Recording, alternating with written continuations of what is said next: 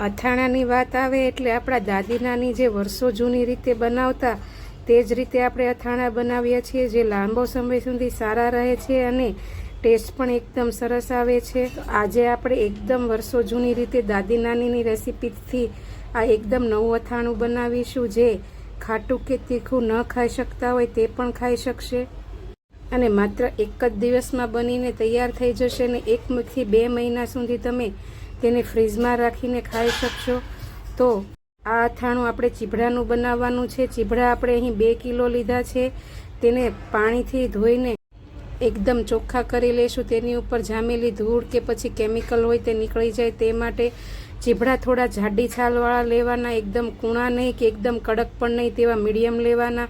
જો ચીભડા ન હોય તો કડક જે કાકડી આવે છે જાડી છાલની તે લઈ લેવી, પણ એકદમ કૂણા ચીભડા કે પછી કાકડીનું અથાણું સારું નથી રહેતું, એટલે આપણે આવી રીતે થોડા કડક એવા લઈ લેવા અને તેની છાલ પણ ઉતારવાની નથી. તેને એકદમ કોટનના કપડાથી ચોખ્ખા કરી લઈશું અને પછી ઉપર નીચેથી ટીટિયાનો ભાગ કાપી લઈ. પહેલાં તો આપણે ચાખી લેવાના છે, કારણ કે ચીભડાનો વેલો જો કડવો હોય તો ચીભડા કડવા નીકળે છે અને અથાણું બગડે છે. એટલે પહેલાં ચીભડાને કાપતા પહેલાં આપણે તેને ટેસ્ટ કરી લઈશું અને પછી આવી રીતે ઉપર નીચેનો ભાગ કટ કરીને થોડા જાડા એવા એક પાર્ટમાંથી 4 જો મીડિયમ સાઇઝ હોય તો, અને નહીંતર આવી રીતે વચ્ચેથી કાપીને આપણે આવી રીતે અડધા ભાગમાંથી 4 ચીર કરવાની છે. એકદમ પતલી ચીરો નથી કરવાની કે એકદમ બહુ જાડી પણ નહીં, આવી મીડિયમ કરશું, કારણ કે આ ચીભડાને આપણે સૂકવવાના છીએ એટલે એકદમ પતલી ચીર થઈ જશે સુકાઈને. એટલે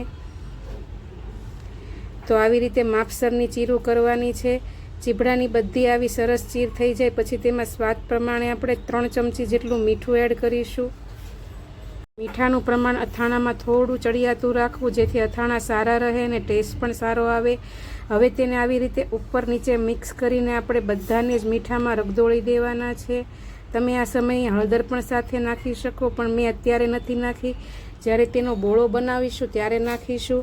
ઉપર નીચે આવી રીતે ચલાવીને આપણે ચીભડાને મીઠાવાળા કરી લઈશું અને હવે ઢાંકી દઈશું અને 6 કલાક માટે આપણે કે વધીને 8 કલાક માટે આપણે ઢાંકીને રહેવા દઈશું અને વચ્ચે વચ્ચે ખોલીને આપણે તેને ઉપર નીચે કરી લઈશું. જો તમે સાંજે આવી રીતે કર્યું હોય તો સવારે વહેલા તેમાંથી ખોલીને પાણી નિતારવાનું રહેશે, અને જો દિવસે હોય તો તે રીતે પણ બને ત્યાં સુધી સાંજે જ કરવું.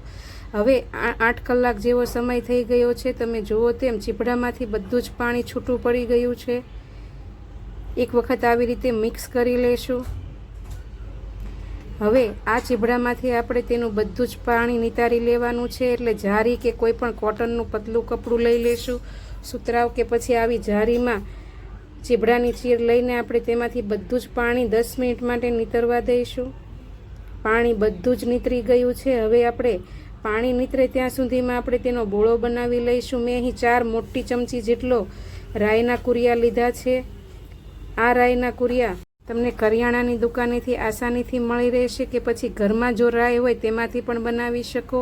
હવે તેને મિક્સર ગ્રાઇન્ડરના ચટણી જારમાં એડ કરીને પલ્સ મોડ ઉપર 2 થી 3 વખત આપણે ફેરવી લઈને થોડા અધકચરા કરવી લેવાના છે, કે પછી તમે ખાયણી દસ્તામાં ખાંડીને પણ લઈ શકો. તો તમે જુઓ તેમ બોળો અધકચરો થઈ ગયો છે. હવે જે બાઉલમાં આપણે બોળો બનાવવો હોય તેમાં એડ કરી દઈશું. તેમાં સ્વાદ પ્રમાણે આપણે બોળા જેટલું જ 1/2 ચમચી જેટલું મીઠું નાખીશું, કારણ કે ચીભડાના ભાગનું મીઠું આપણે પહેલાં નાખી દીધું છે. 1.5 ચમચી જેટલી આપણે હળદર નાખીશું. હળદર આપણે કાકડીમાં ચીભડામાં નથી નાખી. અડધા લીંબુનો રસ નીચવી લઈશું. આ બોળો તમે છાશમાં પણ બનાવી શકો, પણ જો 1 થી 2 મહિના સુધી તમારે આ અથાણું રાખવું હોય તો બને ત્યાં સુધીમાં લીંબુમાં બનાવવું. અને 5 થી 6 ચમચી જેટલું આપણે ગરમ પાણી એડ કરીશું. બોળો સરસ રીતે મિક્સ થઈને ઘટ્ટ થઈ જાય આવી રીતનું ટેક્સચર થાય એટલું પાણી ઉમેરવાનું છે.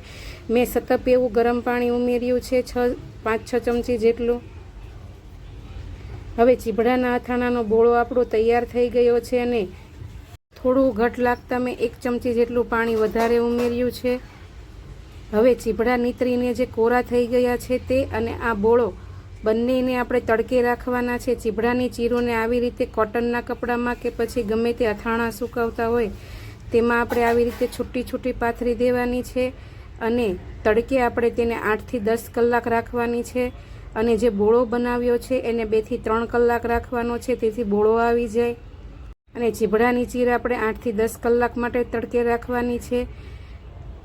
2 થી 3 કલાક જેવો સમય થઈ ગયો છે. તમે જુઓ તેમ બોળો સરસ એવો આવી ગયો છે. તમે ખોલશો તો તમને બોળાની સુગંધ પણ સરસ આવશે અને આવી રીતે આથો આવી ગયો હોય તેવું ટેક્સચર થઈ જશે. તો આપણો બોળો તૈયાર થઈ ગયો છે. હવે 10 કલાક જેવો તડકે રાખીને ચીરિયા તમે જોશો તો એકદમ ચીણવાઈ ગયા છે અને સુકાઈ ગયા છે. ચીડિયાને આપણે આવી રીતે છૂટા છૂટા થઈ ગયા છે, ચીપકતા પણ નથી ને આમ દબાવો તો સહેજ પણ આપણે તેમાંથી પાણી નહીં નીકળે તેવા થઈ ગયા છે. તો આપણા ચીરિયા અથાણા માટે તૈયાર થઈ ગયા છે. હવે જે આપણે બોળો આવી ગયેલો રાખ્યો હતો તે તેમાં એડ કરી દઈશું. આપણે આ અથાણામાં તેલનો સહેજ પણ ઉપયોગ નથી કરવાનો, તો પણ આ અથાણું તમારું ફ્રીજમાં રાખીને 1 થી 2 મહિના સુધી ખાઈ શકશો. અને જો ખાટું કે તીખું ન ખાતા હોય વડીલો, તેના માટે પણ આ અથાણું ખૂબ જ ફાયદાકારક છે.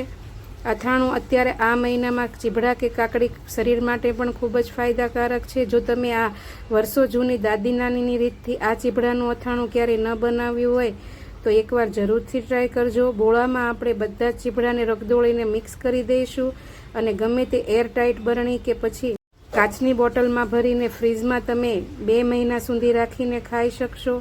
ભાખરી, રોટલી કે પછી પરાઠા સાથે ખાવાની ખૂબ મજા આવશે. તો ચાલો, મારી ચેનલ ઉપર નવા હો અને રેસીપી જોતા હો, ચેનલ સબસ્ક્રાઈબ ન કરી હોય તો સબસ્ક્રાઈબ કરી લેજો. આપેલું બેલ આઇકન જરૂરથી દબાવજો. આવતીકાલે ફરી મળીશું. આવજો.